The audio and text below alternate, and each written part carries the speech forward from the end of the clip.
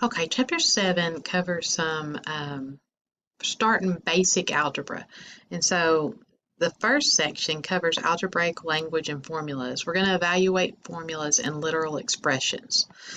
Um, the most obvious difference between algebra and arithmetic is that in algebra, letters are used to replace or to represent numbers. A mathematical statement in which letters are used to represent numbers is called a literal expression. Algebra is the arithmetic of literal expressions, a kind of symbolic arithmetic. Any letters will do, but in practical algebra, we use the normal lower and uppercase letters of the English alphabet. It is helpful in practical problems to choose the letters to be used on the basis of their memory value. T for time or D for diameter. You might choose C for cost, A for area, and so on. The letter used reminds you of its meaning. Most of the usual arithmetic symbols have the same meaning in algebra that they have in arithmetic. However, the multiplication sign that looks like an X, we try not to use to avoid confusion. We have other ways to show multiplication in algebra. The product of two quantities, A and B, A times B, may be written in the following ways. You may want to write A with a dot,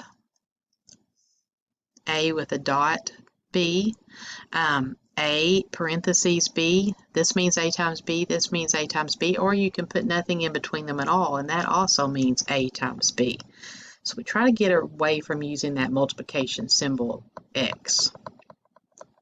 Placing two quantities side by side to show multiplication is not new.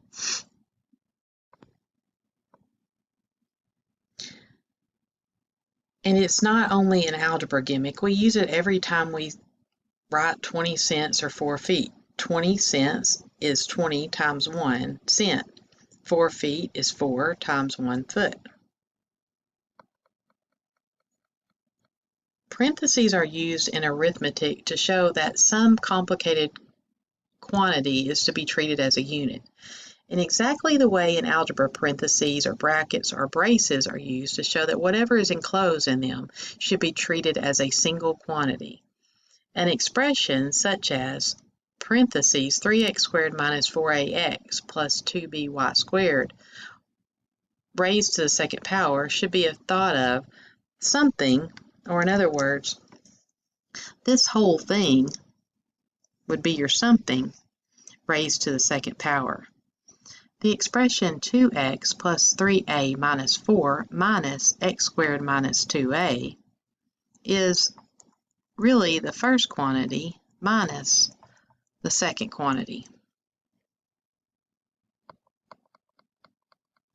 In arithmetic, we would write 48 divided by 2 as 2 divided by 48, or 48 divided by 2 this way, or we might even write it as a fraction. But the first two ways of writing division are used very seldom in algebra. Division is usually written as a fraction, x over y. The word expression is used very often in algebra. An expression is a general term for any collection of numbers and letters connected by arithmetic signs. For example, x plus y, 2x squared plus 4, 3 parentheses, or 3 times the difference of x squared minus 2ab, d divided by t, the square root of the sum of x squared plus y squared. This, if you want to square the difference between b and 1. So those are all algebraic expressions. If the algebraic expression has been formed by multiplying quantities, each multiplier is called a factor. So if the expression is a times b, then a and b are factors. If it's 2x times x plus 1, then the 2x and the x plus 1 are factors, or 2 and x plus 1. R minus 1 times 2r plus 1, the r minus 1 and the 2r plus 1 would be factors of that. The algebraic expression can be a sum or difference of simpler quantities. Quantities that are added or subtracted are called terms. So this expression has two terms, the x and the 4y. This one also has two terms, 2x squared and x plus y. This one has two terms, a and r. One of the most useful algebraic skills for any technical or practical work involves finding the value of an algebraic expression when the letters are given numerical values. A formula is a rule for calculating the numerical value of one quantity from the values of other quantities. So, the formula or rule is usually written in mathematical form because algebra gives a brief, convenient to use, and easy to remember form for the rule. Here are a few examples of rules and formulas used in the trade. Number 1, rule. Ohm's law. The voltage V across a simple resistor is equal to the product of the current I in amperes through the resistor and the value of its resistance R. So we would write this formula, the voltage is equal to the current in amperes times the resistance in ohms.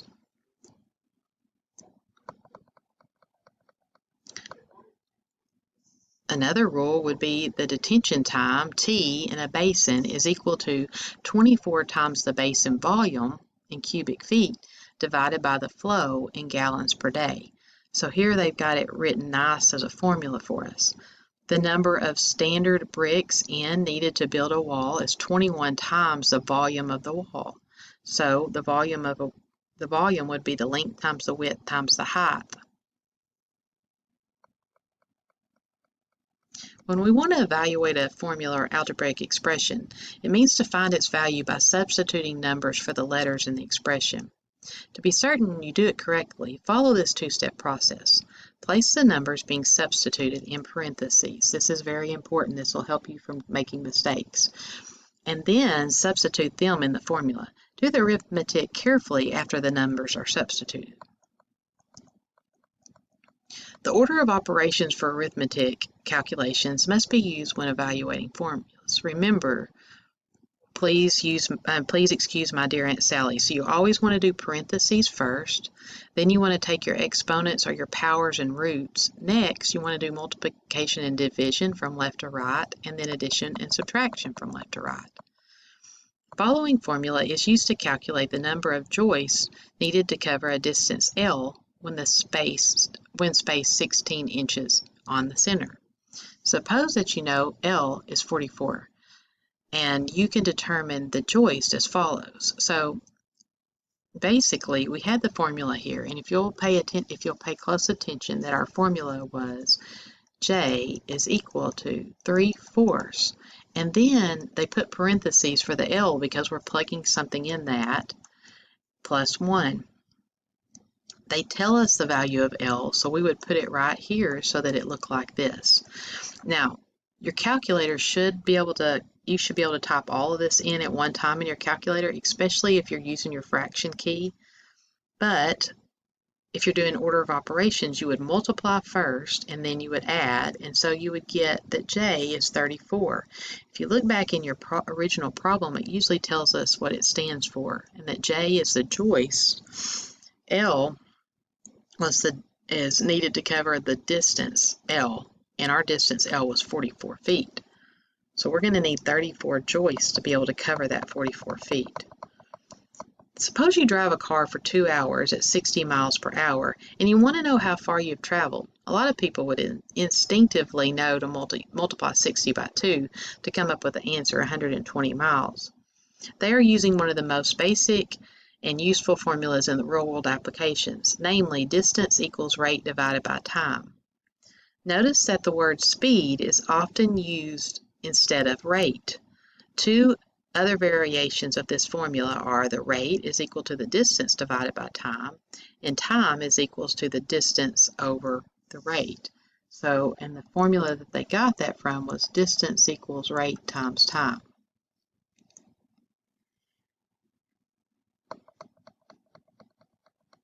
So, the developers of a high-speed rail project in California have guaranteed their high-speed train will cover 400 miles from Los Angeles to San Jose in no more than 2 hours and 40 minutes. What speed in miles per hour must the train average in order to to fulfill this guarantee. Okay, well, we got a couple of ways to think about this. The first thing they thought about was the fact that they've got to deal with this 2 hours and 40 minutes. You can't have two different units. So they thought, well, I'm going to change the minutes to hours. So they've taken 40 minutes. There's 1 hour and 60 minutes. So our minutes part would cancel out, and we would get 40 times 1 and 60 on the bottom. The only unit we had left was hours, and 40 divided by 60 ends up being 2/3 of an hour. So if you have 2 hours and 40 minutes, you really have 2 2/3 of an hour. So that's the first thing they did. Now, the next thing is, the question is, what speed in miles per hour? So they're trying to find the speed in miles per hour. So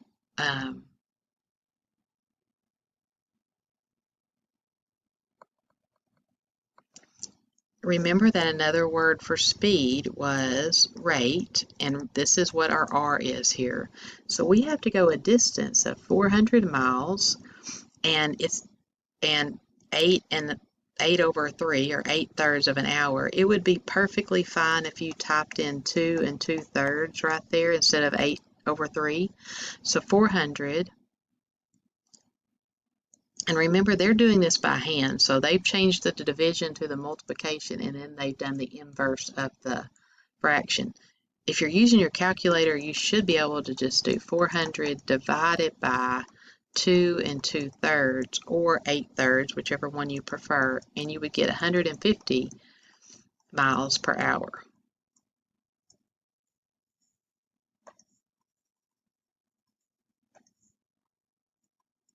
Okay, so the bullet train would have to average at least 150 miles per hour in order to meet the guaranteed time limit. In 2016 Summer Olympic Games, Usain Bolt of Jamaica won the men's 100-meter dash in a time of 9.81 seconds.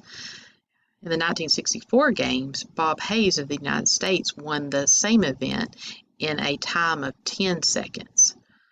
Suppose those two champions could have run against each other at those speeds, same speeds. How far behind in meters would Hayes be as Bolt crossed the finish line? Well, let's determine Hayes' speed by using this formula. So Hayes, so the rate is equal to the distance divided by the time. His distance was 100 meters, his time was 10 seconds, and 100 divided by 10 is 10 meters per second. Okay. So next, we want to calculate how far Hayes would have gone in the time it took Bolt to finish the race. So we're going to use the formula distance equals rate times time. So this was Hayes's distance. This was Bolt's time, 9.81. And so by the time that, so we're doing 10 times 9.81. Our seconds canceled out, so we're just left with meters. So 98.1 meters would be where Hayes is whenever Bolt crossed the finish line. So we're going to subtract these two, 100 meters minus 98.1, and get 1.9. And so to go back and look at so it says Bob Hayes would have been 1.9 meters behind Bolt as Bolt crossed the finish line. When negative numbers must be substituted in a formula, it's especially important to place them in parentheses. To evaluate the formula, b equals x squared minus y for x equals 4 and y equals -3, we want to follow these steps. The first thing that I always do is write my formula and put blanks with parentheses for the letters. So instead of x, I've just got parentheses squared minus parentheses for the y. I took everything out except for the symbols and the signs. So they're telling me that x is 4, so I would plug in a 4 right here. They're telling me y is -3, and I'm supposed to put y right here. which is how they've gotten this. Now your calculator should be able to handle it from here if you type this in like this, but 4 squared is 16 if we're following order of operations.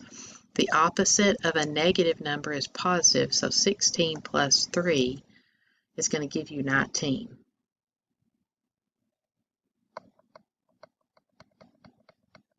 So we have some formulas to convert temperatures from Celsius to Fahrenheit or from Fahrenheit to Celsius. And here are the two formulas. So if we want Celsius and we're given Fahrenheit, we would plug it in this. If we want Fahrenheit and we've got Celsius, we would plug it in this formula.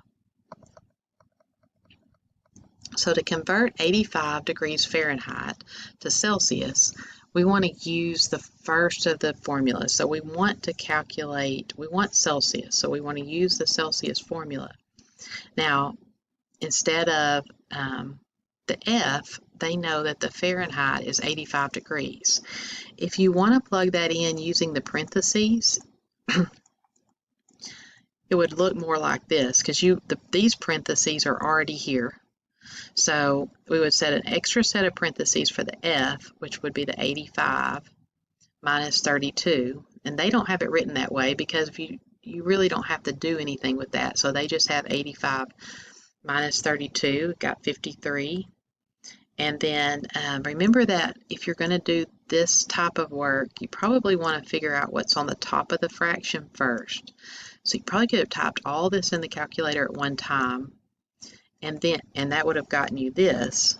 Now to go from here to here, we would need to do 265 divided by 9, and then we should get our approximate 29.4 degrees. It looks like they've rounded to the tenths place. Okay, so to convert negative 18 degrees Celsius to Fahrenheit, we want to use this formula. So we're looking for Fahrenheit. So they're plugging their negative 18 degrees in for C. You notice that they put it in parentheses here. 9 times negative 18 gave them their negative 162. And so to get from here to here, you need to do 162 divided by 5, which is negative 32.4 plus their 32, which has got them negative 0.4 degrees Fahrenheit. Be careful. Avoid the temptation to combine steps when you're evaluating formulas. Take it slowly and carefully. Follow the standard order of operations, and you will arrive at the correct answer. Don't try to type it all in your calculator in one step. Most of the time that's going to give you bigger issues. Go slow, do one step at a time, follow your order of operations. If you rush through problems like this, you're probably going to make mistakes. That's the end of Chapter 7, Section 1.